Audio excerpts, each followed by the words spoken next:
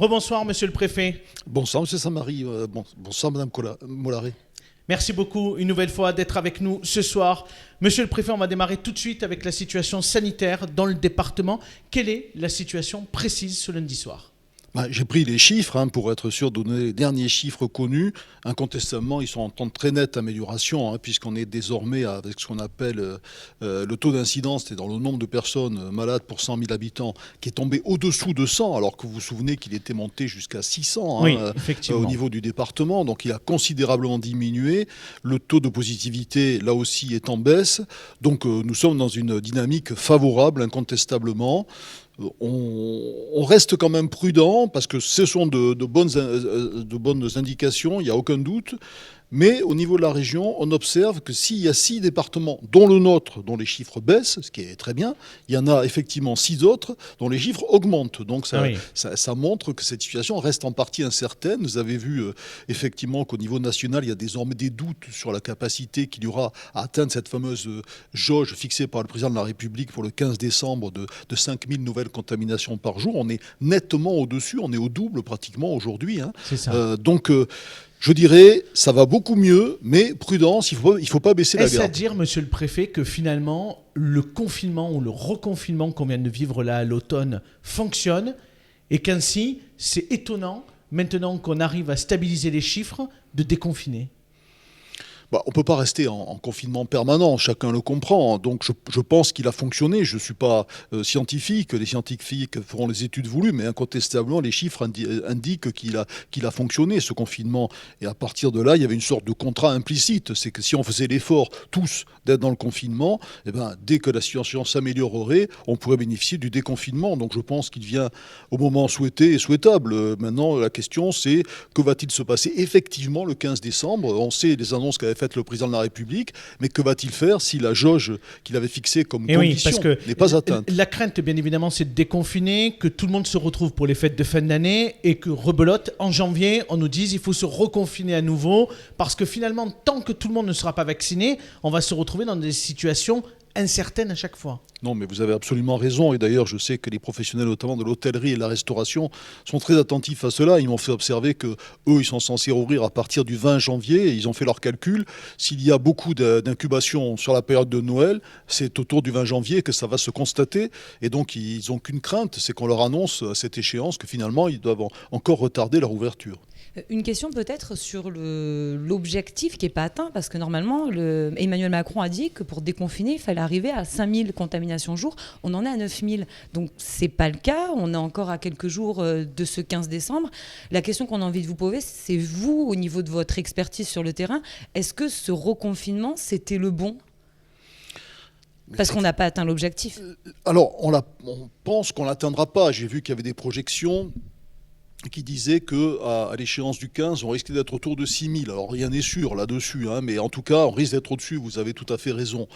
Est-ce que c'était le bon confinement ? Certains ont estimé qu'on avait fait un confinement trop large, c'est-à-dire qu'on avait permis à beaucoup de gens d'aller travailler, et ce faisant, effectivement, par rapport au premier confinement, où on s'est tous rendu compte que les rues des villes gardoises étaient désertes, on a pu constater que le paysage quotidien que nous avions était tout à fait différent. Il y avait pas mal de monde dans les rues pour aller travailler, pour des raisons légitimes, c'est pas la question. Mais effectivement, on peut toujours s'interroger. Moi, je pense que l'amélioration est très nette, incontestablement. Le gouvernement va devoir décider ce qu'il fait si la condition qui a été fixée par le président n'est pas atteinte, et il devra le faire, à mon sens, dans la semaine, puisqu'on ne va pas annoncer ça le 14 pour le 15. Pour aller dans le sens, effectivement, de ce confinement qui était différent de celui qu'on a connu au printemps dernier, on a constaté qu'il y avait eu assez peu de contrôle, ou en tout cas beaucoup moins de contrôle que lors de la crise printanière. Est-ce que vous confirmez ? Non, écoutez, je sais que d'autres personnes m'ont fait cette remarque, donc je me suis fait sortir les chiffres. Honnêtement, nous avons eu un volume de contrôle très conséquent. On a contrôlé, pour donner juste quelques indications, en zone de police, presque 8000 personnes, en zone de gendarmerie qui couvre beaucoup plus de population. Au total, c'est presque 400 000 personnes qui ont été contrôlées. Donc il y a effectivement, alors évidemment, les contrôles ne portaient pas tous sur la question de la Covid, mais par la même occasion, quand vous arrêtiez quelqu'un, vous regardiez aussi le respect des gestes barrières. barrières, les attestations, le port du masque. Bon. Non, il y a eu un volume de contrôle soutenu, mais c'est vrai que nos concitoyens ont eu l'impression qu'il y en avait moins que dans d'autres périodes. Parce que c'était pas la même stratégie, vous avez beaucoup plus contrôlé la nuit, du coup peut-être que les gens la journée ne voyaient pas les agents de police et peut-être qu'ils s'adonnaient à des comportements où ils se mélangeaient plus.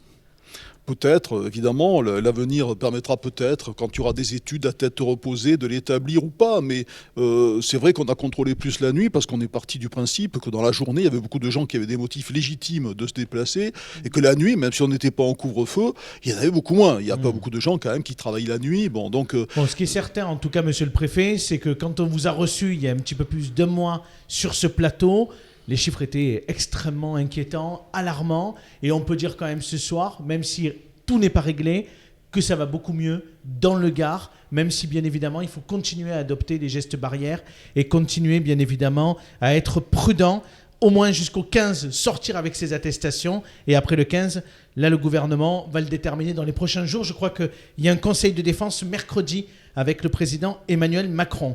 Monsieur le préfet, on voulait vous interroger également, au-delà de la crise sanitaire, sur une autre polémique qui est née dans le pays autour de l'article 24 de la nouvelle loi sur la sécurité globale. Alors finalement, elle va être réécrite entièrement. Il y a eu une manifestation également devant la préfecture du Gard avec des journalistes du département. Vous les avez aimablement reçus. Quel regard vous portez-vous sur cette séquence où finalement cette loi a été peut-être mal comprise et ces quelques épisodes, il y en a eu très peu, mais il y a eu quand même un épisode en particulier sur Paris de violence policière qui a particulièrement choqué.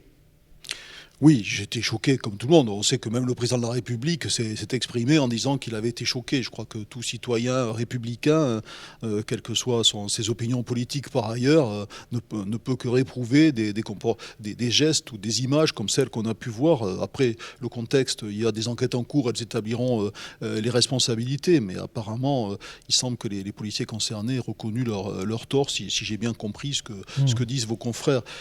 Vous savez, le rôle des préfets n'est pas de commenter les lois, ou a fortiori lorsque ces lois sont devant le Parlement, mais plutôt de les appliquer, ce qui est déjà assez compliqué. Oui. D'ailleurs, moi, je suis impliqué dans ces dossiers, oui.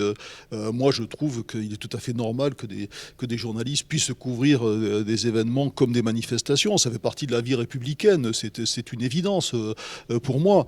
Après, en tant que, évidemment, donneur d'ordre, avec monsieur le procureur, chacun dans son rôle, aux policiers et aux gendarmes de ce département, je souhaite aussi qu'on les protège autant que possible, parce que c'est une réalité. Ça peut-être que le débat là-dessus n'a pas été assez clair, mais je peux témoigner ici, y compris dans le Gard, que des policiers sont parfois poursuivis jusqu'à leur domicile, sont l'objet d'inscriptions, sont l'objet de gestes, de dégradation sur leurs objets personnels.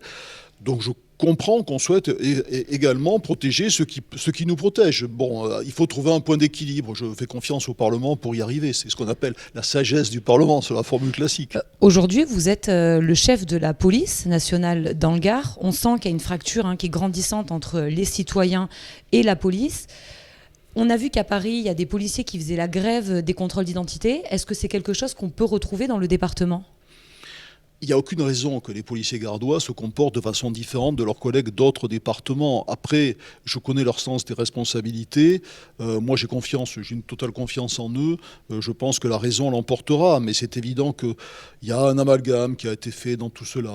Certains ne veulent voir que des violences policières. D'autres, à l'inverse, ne veulent retenir que le fait que des policiers sont menacés. Je le répète, il faut trouver un point d'équilibre pour préserver les intérêts de tous. Mais est-ce qu'aujourd'hui, il y a une grève des contrôles d'identité dans le Gard ? Écoutez, non, pas à ma connaissance. Si elle a lieu de façon larvée et sauvage, parce que l'information ne m'a pas été donnée en tout cas. Dans le département, ces dernières semaines, monsieur le préfet, les interventions policières se sont multipliées, en particulier dans les quartiers sensibles. On l'a vu à plusieurs effets et on en a rendu compte sur Objectif Gard. Est-ce que c'est les choix que vous avez décidé de mettre en œuvre j'ai envie de dire, qui sont un peu la conséquence ou la réaction des différentes manifestations de délinquance que l'on a connues, particulièrement à Nîmes, juste avant l'été et puis également à la rentrée de septembre? Oui, vous le savez, le maire de Nîmes a interpellé le ministre de l'Intérieur, il a été reçu par lui d'ailleurs, donc effectivement tout le monde sait qu'il y a un mécontentement local très important. Vous avez parlé du quartier de la Placette tout à l'heure, Madame Mollaret, bon, il y a un mécontentement local très important sur ce sujet. Les opérations qui ont eu lieu, elles ont plusieurs origines. L'origine d'une part, et je rappelle qu'il y a d'abord toute la sphère de compétences du parquet avec le procureur de la République qui diligente des actions selon ses propres considérations, bien entendu, même si nous sommes en liaison étroite, il décide évidemment ce qu'il souhaite. Il y a des opérations qui ont été menées par la police ici au plan local et qui étaient largement pilotées depuis Paris, sur la suite des indications apportées par le ministre de l'Intérieur, M. Darmanin. Vous savez qu'il a décidé de faire une guerre en particulier aux trafiquants de drogue. Et enfin, il y a des opérations qui sont d'initiatives locales, décidées entre le directeur de la sécurité publique et moi-même. L'ensemble aboutit effectivement au fait qu'on a été plus présent, on a fait un certain nombre d'opérations remarquées ces temps-ci en matière dans ces quartiers. Et les résultats sont au rendez-vous. Vous avez pu démanteler dans certains quartiers des trafics de drogue en particulier. Oui, mais vous savez, là, c'est comme la bataille contre la Covid, malheureusement. C'est-à-dire, il faut recommencer tout le temps. Il ne faut jamais baisser la garde parce que l'expérience prouve que les réseaux se reconstituent quasi instantanément. C'est le malheur dans tout ça. Et il y a des causes très profondes. Je ne vais pas y répondre maintenant dans une interview qui a forcément un cadre limité. On sait tous que c'est complexe. Mais en tout cas, effectivement, on a obtenu quelques beaux succès et je m'en réjouis. Et j'imagine que vous espérez beaucoup. Le ministre de l'Intérieur a annoncé des renforts parce que c'est peut-être ça aussi le vrai débat aujourd'hui, que la police n'a pas assez de moyens. Vous avez eu des engagements sur ces dizaines de policiers nationaux qui doivent venir ? Monsieur Darmanin s'est exprimé devant le maire de Nîmes et je crois qu'il a pris l'engagement de venir dans notre ville. Pour le moment, il n'a pas pu le faire compte tenu de l'actualité, mais je pense qu'il fera des annonces lui-même. C'est pour ça que je suis resté très, très prudent sur ces sujets. Je laisse le ministre faire les annonces le moment venu. Sur le volet économique, on a eu l'occasion de faire le point avec les différents acteurs, notamment la semaine dernière, dans cette même émission. Un secteur est particulièrement touché, c'est celui des bars et des restaurants. Est-ce que, je sais que vous les avez reçus, en particulier ces représentants et les chambres consulaires, quel message vous pouvez porter ce soir à ces bars et restaurants qui vont devoir encore patienter de nombreuses semaines avant de rouvrir ? D'abord, malheureusement, ça n'est que des mots. Je suis tout à fait conscient de la gravité de la situation qu'ils traversent. Nous échangeons beaucoup, en particulier avec le président de l'Union des métiers de l'industrie hôtelière, Denis Allegrini. Et donc, je me rends compte, j'ai vu la mobilisation importante qu'il y a eu de leur part lors de la manifestation récente qui s'est produite à Marseille. Je ne doute pas qu'ils sont à la fois très inquiets et très mécontents. Les enjeux sont très graves pour eux, pour notre emploi, évidemment, dans un département touristique, un département où il fait bon vivre. Donc là, toucher à l'hôtellerie-restauration, c'est toucher à une grande partie de notre économie. Le dispositif mis en place au niveau national a été étendu, je le rappelle, en particulier le fonds de solidarité a été assoupli, on y a mis beaucoup plus d'argent, notamment, c'est très clair, pour aider les hôteliers-restaurateurs. Je crois que c'est jusqu'à 20% du chiffre d'affaires, c'est ça, qui sera pris en charge. C'est cela, et en plus de cela, il y a les dispositions de chômage partiel, bien sûr, plus éventuellement des mesures. Aujourd'hui, vous avez vu que le ministre de l'économie et des finances a trouvé un accord avec les assureurs pour qu'il y ait un gel des primes d'assurance. Bon, donc il y aura des dispositions. Le Premier ministre a annoncé que 2021 pourrait être une année de la gastronomie, qu'il allait faire des propositions en ce sens. De mon côté, j'ai prévu à la demande du président Allegrini de faire une table ronde ici au plan local pour voir au plan local ce qu'on peut essayer de faire déjà pour faciliter leur vie, pour essayer de voir quelle est la situation telle qu'il analyse. Et puis, bon, c'est le rôle d'un préfet, faire remonter, même si c'est une partie du territoire national, le Gard n'est pas la France, mais quand même, c'est une partie importante de la France, donc il est important de faire remonter la voix des Gardois et la voix des hôteliers-restaurateurs gardois. Je vais le faire dans les jours qui viennent. 2-3 mots rapides, plus pratiques cette fois-ci autour de la crise sanitaire et donc du déconfinement du 15 décembre prochain. Déjà, monsieur le préfet, est-ce que l'on pourra sortir du département après le 15 décembre ou pas ?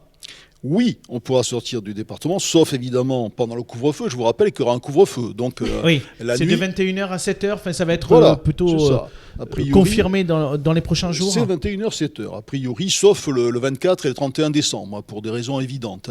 Bon, est-ce que les feux d'artifice seront autorisés ou pas ? C'est Le prématuré. 31 décembre, C'est- si les municipalités le souhaitent. C'est prématuré, ils ont pas été interdits en la forme. Ce qui est interdit en l'état actuel des choses, ce sont les attroupements. Donc un feu d'artifice risque de provoquer un attroupement.